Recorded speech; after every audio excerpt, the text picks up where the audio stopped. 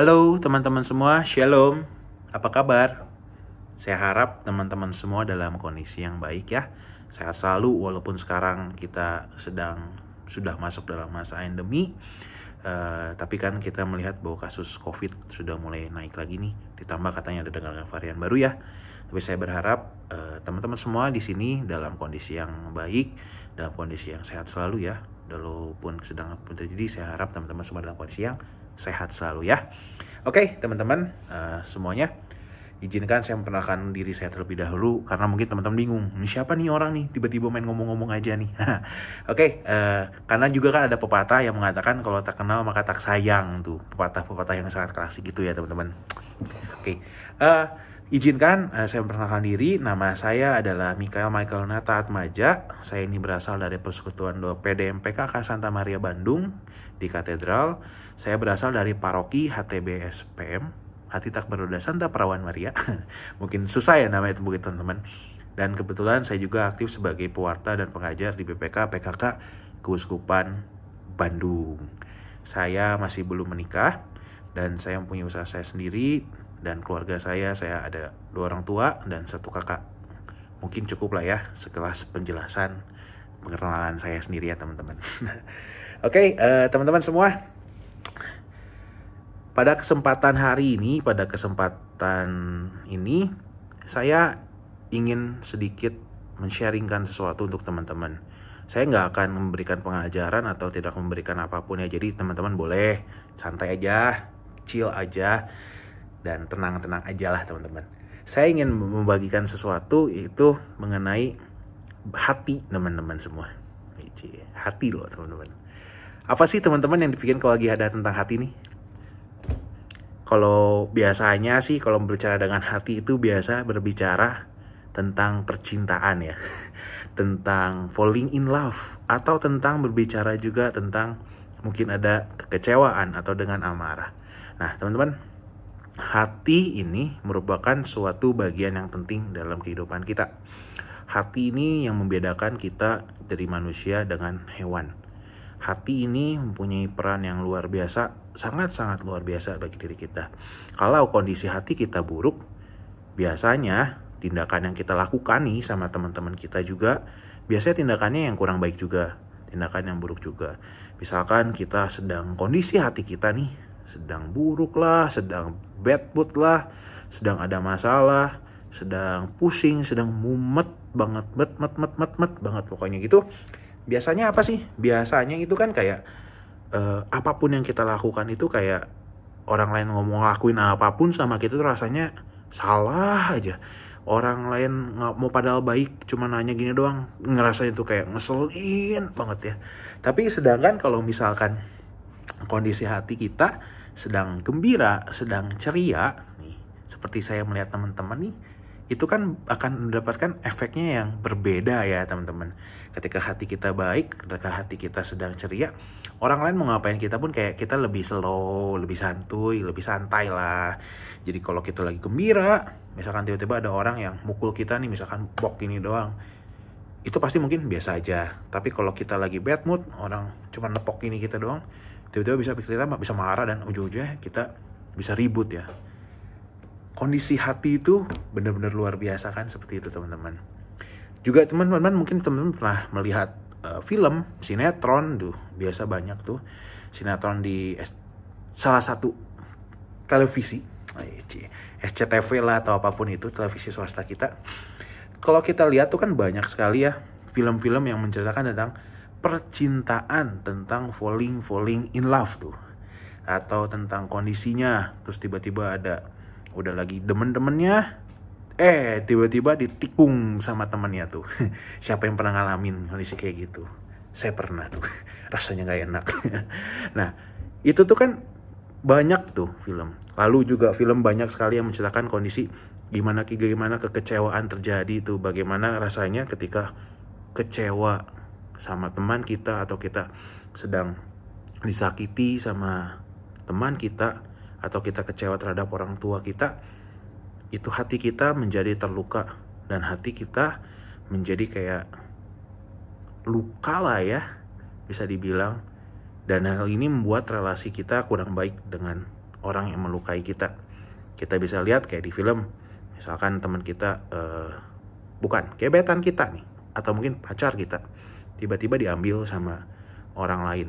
Banyak yang terjadi kasus kalau kayak di berita-berita tuh kan, kalau teman-teman perhatiin, bahkan ada yang sampai bisa membunuh pasangannya, atau bahkan ada yang memperkosa pasangannya, atau bahkan ada yang bisa membunuh si orang yang merebutnya gitu, atau bahkan ada yang sampai mendendam dan bisa kayak dendam kusumat gitu.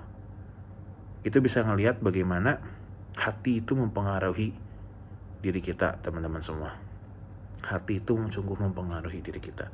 Atau juga banyak yang dari teman-teman juga yang lihat tuh di film, akibat dari kekecewaan, akibat dari patah hati, akibat ngeliat pusing, ngeliat mama papa ribut terus, akhirnya kita malah minum obat-obatan terlarang, atau kita mabuk-mabukan, atau malah kita pesta pora, atau kita party lah kalau bahasa anak orang Bandung sini mah. Salah sih, orang Jakarta lebih tepatnya. Party gitu lah, dugem atau apa. Itu biasanya karena ada efek dari hati yang mengakibatkan tindakan kita sedikit berubah. Nah, teman-teman, pada kesempatan hari ini saya ingin men-sharingkan nih teman-teman, ketika kita sudah tahu nih tadi bagaimana hati itu sangat berdampak dalam kehidupan kita, lalu bagaimana sih caranya agar kita mampu mengatasi perasaan patah hati ini. Nah, sebelum kita masuk ke arah sana, tadi kan saya sempat bilang hati itu penting. Nah, kita buka nih teman-teman. Karena kan kalau nggak bukain nggak abdol ya. Kita buka nih teman-teman. Di Amsal 4 ayat 23. Mungkin teman-teman ada Alkitab atau gadget suci atau apapun itu, boleh teman-teman keluarkan. Karena saya tidak share screen di sini. Jadi boleh teman-teman ceritakan aja, karena kita di sini mau cerita aja lah. Saya ini anggapnya kita kayak mau ngobrol-ngobrol aja nih teman-teman. Nah, saya baca ya teman-teman. Di Amsal 4 ayat ke-23. Sebentar. Jagalah hatimu dengan segala kewaspadaan, karena dari situlah terpancar kehidupan. Nah, Amsal 4 ayat 23 ini sudah menyatakan dengan jelas ya teman-teman, hati kita itu merupakan pancaran dari kehidupan kita. Sama seperti kalau teman-teman lihat ketika hati kita terluka, hati kita kecewa, yang mungkin teman-teman tadi sudah saya ceritakan juga, itu kan ada efek-efeknya. Ketika hati kita terluka, kehidupan kita terpancar lah. Nah, terpancarnya apa? Pasti pancar yang buruk. Tapi ketika hati kita sedang gembira, efeknya apa? Efeknya adalah kita juga memberikan kebahagiaan bagi teman-teman kita. Teman-teman ceria, kita lebih sabar, kita lebih apa? Efeknya positif.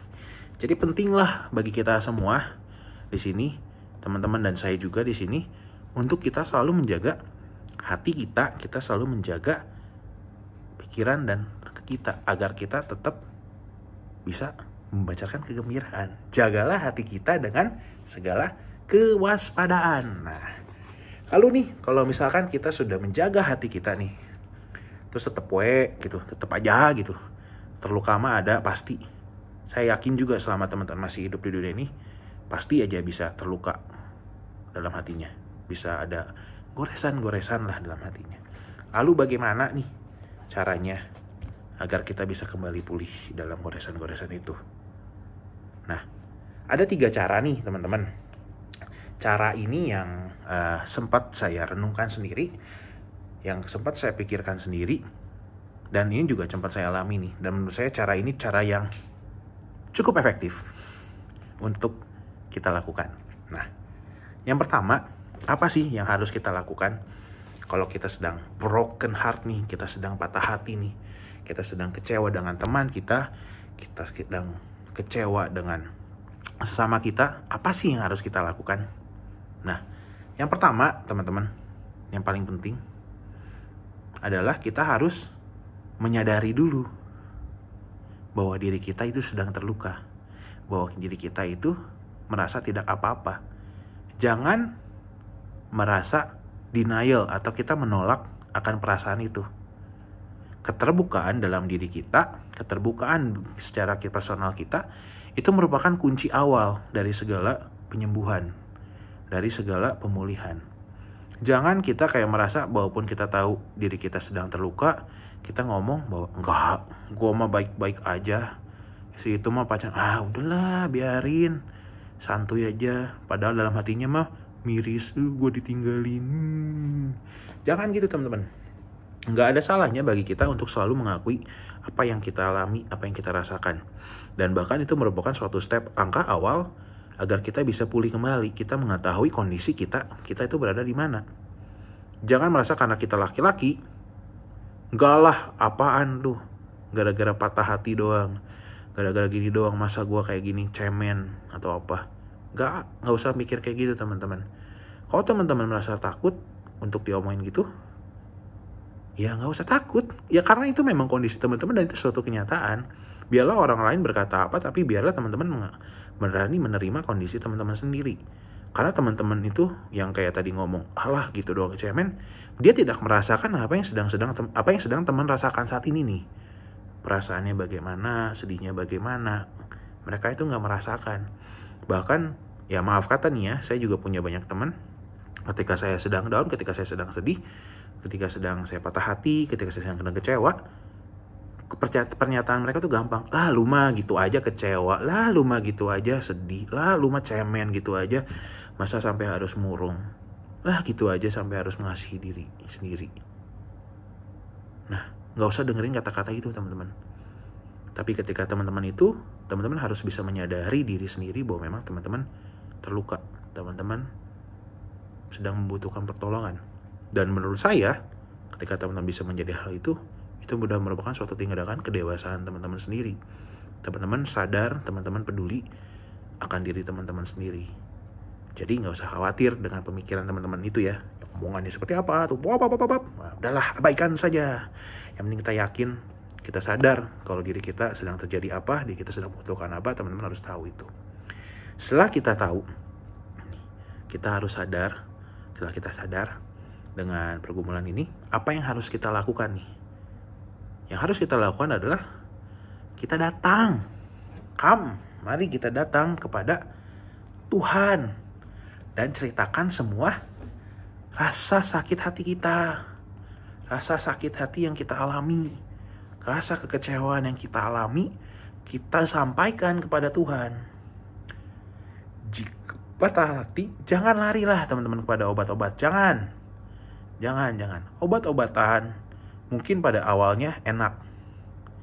Ketika kita nyabu atau kita nginek atau kita apalah itu istilahnya, udah nggak tahu. Ketika kita makan obat-obat terlarang itu, memang pada awalnya tuh enak tuh. Saya dengar dari teman-teman saya tuh, kayak ngefly, kayak berada dalam kebahagiaan sendiri, kayak berada dalam zona nyaman, sedang dalam zona peace, zona enak lah katanya gitu. Tapi hal itu enggak memecahkan masalah teman-teman semua. Malah hal itu bisa menjadi beban lagi bagi teman-teman. Malah hal itu bisa menjadi masalah baru yang terjadi sama diri teman-teman sendiri. Apalagi kalau misalkan kalau teman-teman sedang dalam kondisinya ekonominya kurang juga. Ketika teman-teman malah pakai obat-obat gitu kan, obat-obat gitu kan nggak murah ya. Obat-obat gitu kan membutuhkan uang juga. Apalagi katanya kan kalau obatnya semakin bagus kualitasnya kan harganya kan semakin mahal. Nah, ketika teman-teman sudah adiksi ke arah sana, yang terjadi apa? Bukan hanya teman-teman masalah awal inti teman-teman yang teman-teman tahu, teman kecewa, teman-teman keluka itu, tapi malah dapat lagi masalah baru, yaitu adalah masalah finansial. Karena obat itu mahal dan obat itu mungkin susah, dan mungkin juga kalau amit-amit teman-teman sampai harus berurusan lagi dengan pihak-pihak yang berwajib gitu. Itu kan sudah merupakan hal yang aneh gitu. Kita mau makan obat itu jadi menyelesaikan masalah, malah ujung-ujungnya kita mendapatkan masalah yang baru. Jadi jangan. Tapi yang harus kita lakukan adalah kita datang kepada Tuhan. Kita datang dan kita bercerita kepada Tuhan. Mungkin teman-teman bilang atau teman-teman bertanya, ngapain sih cerita sama Tuhan? Tuhan aja gak pernah dengerin doa gue. Tuhan aja kayak gak pernah ada. Kenapa Tuhan ada sampai menciptakan gue masih dalam kondisi masalah seperti ini? Nah, teman-teman, saya ingin membicarakan satu. Percayalah bahwa Tuhan itu sebenarnya tidak pernah meninggalkan teman-teman.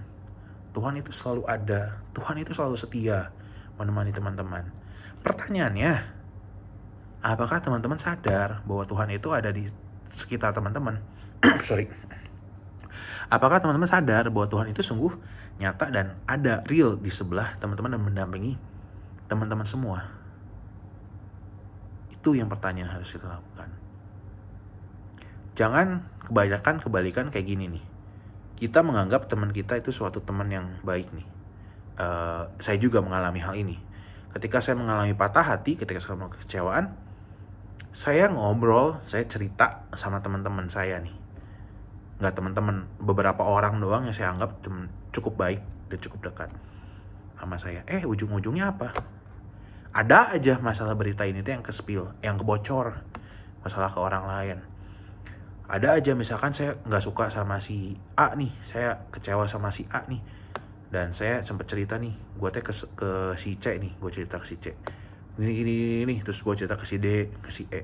Nggak tahu kenapa tiba-tiba si A ini bisa dengar dari apa yang aku tahu, yang saya omongin gitu. Itu jadi suatu hal yang luar biasa. Nah, malahan dengan kita bercerita ke orang lain itu, ya memang satu sisi kita, apabila kita menemukan tempat yang benar, tempat yang tepat, itu suatu hal yang baik, suatu hal yang bagus, kita bisa mengeluarkan cita hati kita. Tapi kalau kita bercerita kepada orang yang salah, wah PR, nambah lagi masalah, pusing lagi. Makanya lebih baik kita bercerita kepada Tuhan. Kenapa? Tuhan itu gak pernah ngebocorin rahasia kita. Tuhan itu selalu mendengarkan kita. Tuhan itu selalu berada di sisi kita dan mengerti apa yang kita butuhkan. Dan dia bersedia menjadi seorang pendengar yang baik. Pendengar yang selalu mau mendengarkan kita satu sama lain, teman-teman. Nah, dalam Mazmur 34 ayat 18 nih, kita buka nih. Sebentar, kita buka bersama-sama.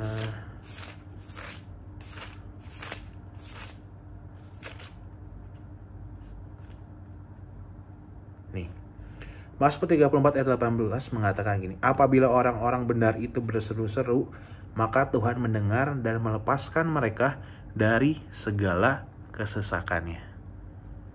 Nah, teman-teman, kalau kita memperhatikan, apabila orang-orang benar itu berseru, maka Tuhan mendengar dan melepaskan mereka dari segala kesesakannya. Nah, teman-teman, kalau kita benar, kita berasal dari risiko benar, Tuhan itu pasti akan mendengarkan kita, dan Tuhan itu pasti akan menjawab doa-doa kita, mendengarkan kita. Mungkin pada saat hari ini ketika teman-teman berdoa, ketika teman-teman bercerita sama Tuhan, jawabannya kita tidak mendengarkan dengan pasti nih. Kita mendapatkan jawabannya apa? Kita nggak tahu nih, Tuhan tuh mau kemana. Tapi yakinlah bahwa doa teman-teman itu sudah didengarkan oleh Tuhan, teman-teman.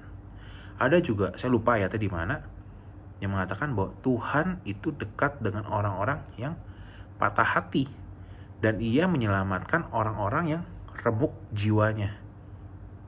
Saya lupa itu ayatnya di mana, tapi itu ada dalam Alkitab. Tuhan itu dekat kepada orang-orang yang patah hati. Dekat kepada Tuhan artinya kita melekat kepada Tuhan, teman-teman. Yang artinya apa? Pertolongan Tuhan itu dekat, real, near. Artinya apa? Nyata, yang sangat nyata. Seringkali mungkin kita juga merasa Tuhan jauh, tapi tidak. Seringkali juga kita mengalami masalah, tapi kita bercerita pada orang, tapi kita tidak meminta bercerita kepada sumber pertolongan kita, yaitu Tuhan Yesus sendiri. Dengan kita bercerita kepada Tuhan dan kita dekat dengan Tuhan, percayalah bahwa Tuhan akan mendengarkan doa kita nih, teman-teman. Dulu juga saya pernah, kayak tadi kan saya udah cerita bahwa cerita sama teman, ujung-ujungnya ke-spill dan bocor. Tapi tiba-tiba, teman-teman, ada suatu momen di mana saya benar-benar kayak mengambil waktu sejenak dalam saat teduh. Saya doa nih sama Tuhan. Ngomong nih, saya juga nih ngotot nih, waktu itu sempat ngotot nih sama Tuhan nih. Tuhan, Kau di mana sih gitu? Kenapa doaku tidak pernah Kau jawab? Engkau berada di mana? Udah tuh. Nah, akhirnya saya mengambil waktu hening. Setelah itu saya coba hening. Lalu Tuhan bilang satu kata, cerita. Wah, bingung kan, cerita. Nah, mau cerita apa gitu kan. Akhirnya saya bercerita tentang masalah saya, teman-teman. Tentang pergumulan saya pada saat itu yang sedang saya alami, saya ceritain nih sama Tuhan. Literally kayak sekarang kayak ngobrol aja langsung gitu. Yang saya rasakan apa pada saat itu? Nggak tahu kenapa. Tiba-tiba aja kayak air mata itu mengalir. Air mata itu kayak tiba-tiba ya nangis lah, kasar nama, bukan air mata, nangis lah kasarnya. Saya tiba-tiba menangis. Dan tiba-tiba kayak merasa bahwa ada sesuatu hal yang dalam hati saya ini yang diangkat sama Tuhan. Dan kayak merasakan suasana yang plong gitu. Kayak ya beban lu kayak tiba-tiba diangkat aja gitu. Kayak perasaan ini tiba-tiba kayak dilangkat. Nah itu saya rasa itu menjadi suatu momen kita, teman-teman. Ketika kita benar-benar mau bercerita, Tuhan tuh pasti akan mendengarkan dan Tuhan akan menjawab doa-doa kita, teman-teman. Lalu yang kedua, atau yang ketiga, lupa. Yang pertama itu kita menyadari. Yang kedua kita berlari kepada Tuhan, datang kepada Tuhan dan ceritakan masalah kita. Dan yang ketiga itu, kita harus mengambil keputusan bagi diri kita untuk bangkit dan maju lagi, teman-teman. Janganlah ketika kita sudah terpuruk nih, ketika sudah down, ya udahlah, pasrah. Udah kecewa nih, udah hati terluka. Pasrah aja gitu. Bengong aja gitu. Nggak berbuat apa-apa. Jangan, teman-teman. Yang harus kita lakukan adalah kita ngambil keputusan. Oke. Itu sudah berlalu. Saya sudah bercerita kepada Tuhan. Saya yakin Tuhan mendengarkan. Mari kita maju lagi, kita bergerak lagi, kita bangkit lagi, kita beraktivitas dengan secara normal. Mungkin pada saat kita memutuskan itu, hati ini belum tenang. Hati ini masih terluka. Hati ini masih kayak ada perasaan yang gimana. Tapi kita harus memutuskan itu untuk agar kita berani melangkah lagi. Mau sampai kapan sih kita berada dalam kondisi kita yang dulu nih? Kondisi hati kita yang sedang patah dalam yang dulu. Mau sampai kapan? Saya tanya sama teman-teman. Kalau teman-teman sekarang mengasihani diri teman-teman, mau sampai kapan?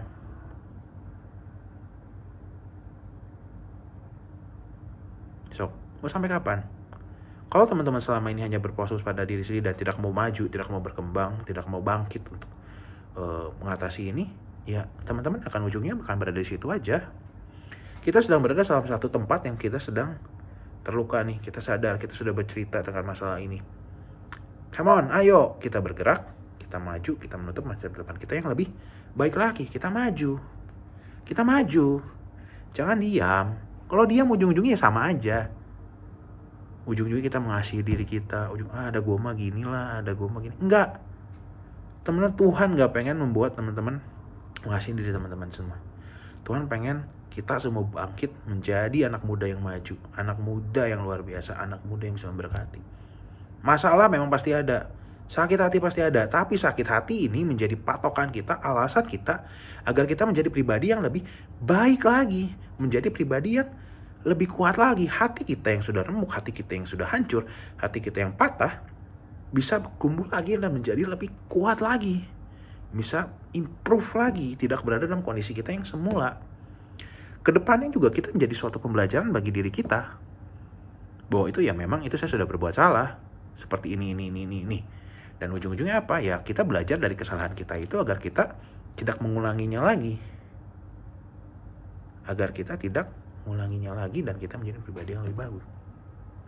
Nah, teman-teman coba buka nih ayat di 2 Samuel 12 ayat 19 sampai dengan 13. Sebentar, mana Samuel.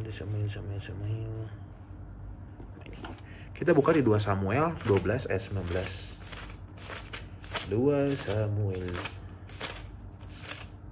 Sebentar, saya cari dulu. 2 Samuel 12 ayat 19 sampai dengan 23. Baca bersama-sama ya teman-teman. Ketika Daud melihat bahwa pegawai-pegawainya berbisik-bisik, mengertilah ia bahwa anak itu sudah mati. Lalu Daud bertanya kepada pegawai-pegawai, "Sudah matikah anak itu?" Jawab mereka, "Sudah."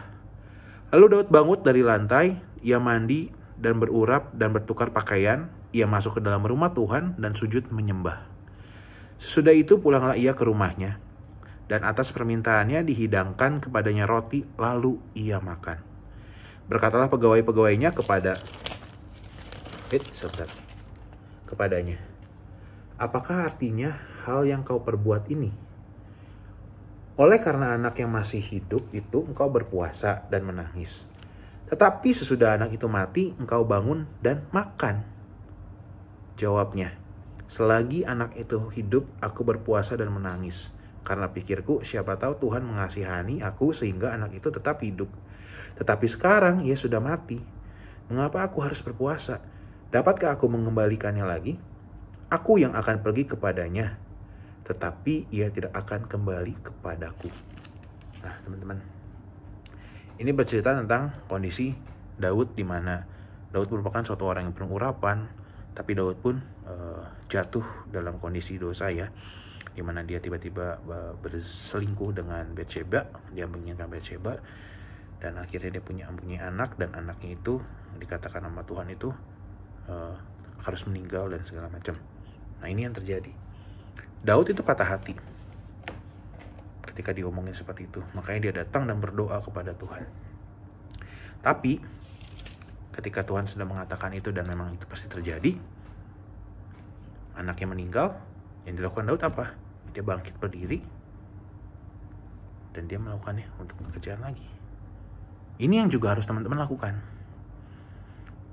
Jangan teman-teman merasa terpuruk, jangan teman-teman ngerasa gue gak layak lah, gue lagi kayak gini. Gak usah. Ambil keputusannya. Daud sendiri melakukan seperti itu juga banyak yang nyinyir kok, banyak yang ngomongin. Seorang Daud, apalagi kita orang biasa. Ayo ambil tindakan, ambil langkah itu teman-teman. Kita buat keputusan untuk kita maju dan agar kita tidak berada dalam kondisi itu lagi. Lalu terakhir teman-teman, yang menurut saya cukup penting, poin keempat nih, mungkin baru kepikiran. Poin keempat yang mungkin saya pentingin, ketika kita sudah bisa mengakui kesalahan kita, mengakui bahwa diri kita terluka, kita berbicara kepada Tuhan dan cerita kepada Tuhan, lalu kita mengambil suatu keputusan yang bagi saya cukup berdampak, itu ini,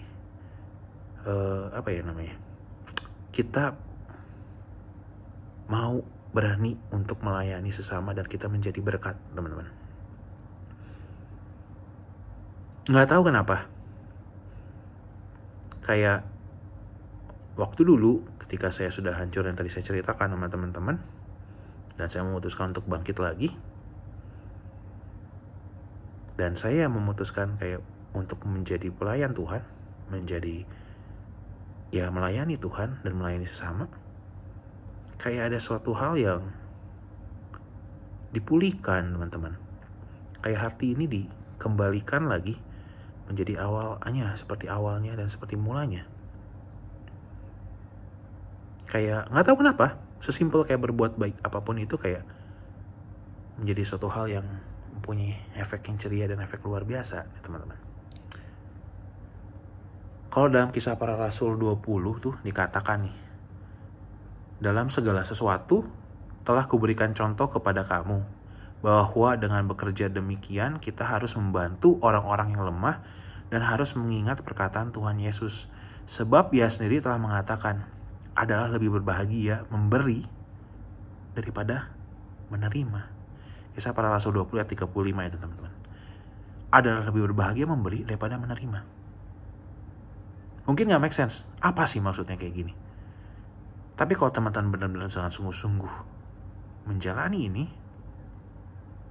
nggak tahu kenapa, walaupun dalam hati yang sedang masih terpuruk, itu menjadi suatu hal yang menggembirakan, menjadi suatu hal yang wah asik lah, enjoy lah gitu. Itu saya alami nggak lama dari ini, mungkin beberapa minggu yang lalu lah, awal Juni. Kalau tidak salah ya, saya lupa tanggal pastinya. Kayak teman-teman, waktu itu saya sedang dalam kondisi hati yang tidak baik nih. Saya dalam pekerjaan sedang mengalami ada permasalahan, dalam masalah pasangan pun iya, partner, pacar. Enggak sih, bukan pacar, bergumulan dengan masalah pasangan hidup lah. Intinya meminta pacar kayak gitu, juga sedang dalam kondisi yang lumayan lah ya. Jadi saya juga sempat bingung. Lalu saya cuman pergi ke Indomaret terdekat. Enggak, waktu itu Indomaret ada di Jalan Sunda lah di Bandung itu. Dan saya cuman hanya ingin membeli air minum saja sih teman-teman, kondisi awalnya. Sudah saya beli minum nih. Udah. Lalu tiba-tiba saya melihat kayak karena di Bandung tuh kayak ada orang yang suka pakai boneka-boneka gitu loh. Boneka apa ya? Ada boneka Teletubbies lah, boneka Doraemon, boneka apa yang full body gitu, semua dipakai. Apa ya, kakinya gitu. Lalu saya melihat bapak itu sedang duduk di pojokan tuh, bukan pundung ini ya, tapi sedang duduk di pojokan.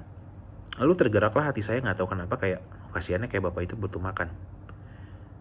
Akhirnya saya cuma membeli air minum 2, dan saya ditawarin juga tuh sama si mbaknya kan, mau beli donat nggak, lagi promo katanya 6.000 atau 7.000 lah, dapat 2. Ya udahlah, saya beli donat, saya beli roti 4 atau 2 saya lupa. Akhirnya saya beli dan saya kasih air kepada bapak itu. Setelah saya kasih air kepada bapak itu, saya samperin tuh bapak. Kebetulan bapaknya lagi pergi, terus udah pergi, terus saya samperin, saya coba kejar, pak, saya panggil, pak, kayak gitu. Udah saya panggil tuh, kaget bapaknya balik dan buru-buru. Dikira saya mau memberi dia uang, tapi enggak, saya nggak ngasih dia uang, tapi saya ngasih dia donat dan roti dan air minum. Efeknya apa teman-teman? Bapak itu kayak gembira sekali, beneran. Kayak maaf ya, kayak selama ini kayak kalau saya memberi orang di pinggiran, di pengamen atau apapun, kayak efeknya ya udah gitu, seperti itu aja. Makasih, udah lewat. Tapi ketika bapak itu diberikan roti dan diberikan donat, si bapak itu menjadi senang dan berterima kasih luar biasa teman-teman. Gak ngerti kenapa. Dan saat itu juga ketika saya sudah memberikan itu, efek dalam hati saya apa? Yang tadinya saya bete, yang tadinya saya kecewa, yang tadinya saya mumet lah, bad mood lah, tiba-tiba jadi gembira loh teman-teman. Nggak tahu kenapa, seriusan. Nggak tahu kenapa, dari yang benar-benar lagi bad mood, lagi yang kecewa, lagi yang kayak bingung, kesel, nggak tahu mau ngapain, tiba-tiba hatinya tuh kayak gembira dan hatinya tenang loh teman-teman. Nggak tahu kenapa. Makanya saya merasa yang poin keempat ini juga merupakan poin yang penting. Kita harus memberi diri kita agar kita mau melayani sesama dan menjadi berkat. Ya berkatnya tentu dengan segala sesuatu yang kita bisa ya teman-teman. Segala sesuatu yang kita miliki. Mungkin dengan kemampuan kita, dengan skills kita, atau ya mungkin dengan ketika kita punya makanan lebih, kita dengan berbagi pada sesama. Itu juga menjadi suatu poin yang luar biasa teman-teman. Oke teman-teman, jadi saya rekap ya teman-teman. Kalau kita sedang, tadi kan hati itu merupakan penting. Lalu gimana caranya agar kita bisa mengatasi patah hati kita? Yang pertama, kenali dulu nih, dan sadari dulu nih, dan ngakuin bahwa memang kita terluka nih, hati kita sedang terluka, hatiku sedang tidak baik-baik saja. Dan yang kedua, datang kepada Tuhan dan kita bercerita, kita curhat, kita omongin segala sesuatu dan keluh kesah kita kepada Tuhan. Yang ketiga, kita harus berani mengambil keputusan. Oke, kita dan bangkit dan maju lagi. Dan yang terakhir, memberi diri kita untuk melayani sesama dan kita menjadi berkat bersama untuk Tuhan. Oke, teman-teman, mari pada saat ini saya mau ngajak teman-teman untuk tundukkan kepala. Mari kita berdoa bersama-sama. Bapa, Putra, dan Roh Kudus, amin. Ya Allah Bapa yang Maha Kuasa, Terima kasih, puji syukur Bapa atas segala rahmat dan kelimpahan-Mu yang sudah Kau berikan kepada kami. Ya Bapa, mungkin pada saat hari ini kami memang dalam kondisi yang tidak baik, dalam perilaku kami dan tindakan kami juga mungkin kami sedang dalam kondisi yang buruk Bapa. Tapi ya Bapa, biarlah pada saat hari ini kami kiranya mohon tuntunan-Mu, tuntunan bimbingan Roh Kudus-Mu, agar kiranya Roh Kudus-Mu hadir di tengah-tengah kami, agar kiranya Roh Kudus-Mu kembali beraktif di dalam diri kami dan bertumbuh bersama dalam diri kami ya Bapa. Dan ya Bapa, apabila pada saat hari ini kami merasa terintimidasi dengan omongan orang-orang yang ada di sekitar kami yang mengatakan bahwa diri kami merupakan manusia yang biasa, bahwa kami itu tidak layak, bahwa kamu tuh ngapain seperti itu, ngapain seperti ini. Tapi Bapak, biarlah pada saat hari ini Kamu mengingatkan kembali bahwa kami semua merupakan anak-anak-Mu yang maha perkasa, yang punya tujuan yang mulia Bapak, yang menjadi masa depan gereja-Mu bagian ini dan masa depan. Dan ya Bapak, apabila pada saat ini hari ini kami mungkin mempunyai pergumulan hati kami yang kami masih bingung kan, yang kami masih pergumulkan dalam Engkau ya Bapak. Tapi kiranya Bapak, kiranya Kau mau menuntun kami dan membimbing kami semua dan membenarkan kami semua, agar kiranya masalah hati ini sungguh dapat terselah-selahkan dan Bapak. Dan ya Bapak, apabila mungkin selama ini juga kami merasa menyesal atas tindakan kami ya Bapak, kiranya kami mohon ampun dan kami mohon tuntunan ilahi-Mu, agar kiranya Kau dapat mampu dan bekerja dan memeluk diri kami semua di sini dan di manapun kami berada ya Tuhan. Dan ya Tuhan, kami ingin mengingatkan kembali, materaikanlah ini semua ya Bapa yang di dalam tangan-Mu. Dan bila ya Bapa, Kau juga membantu kami untuk mengambil keputusan baru agar kami bisa lepas dari zona kami sekarang ini Bapa, zona hati kami yang buruk menjadi zona hati kami yang lebih baik. Terima kasih ya Bapa, doa yang jauh dari sempurna ini kami aturkan dengan perantaraan Tuhan kami Yesus Kristus, Tuhan dan Juru Selamat kami, yang hidup dan berkuasa kini dan sepanjang segala abad. Amin. Dalam nama Bapa, Putra, dan Roh Kudus. Amin. Terima kasih teman-teman semua. Semoga teman-teman bisa mengambil keputusan. Mari kita sama-sama melangkah mengambil keputusan. Hati yang remuk, kita menjadi hati yang gembira dan ceria. Sekian dari saya teman-teman. Mohon maaf apabila ada salah kata dan salah pengucapan. Tuhan Yesus memberkati kita semua. Bye-bye. Shalom.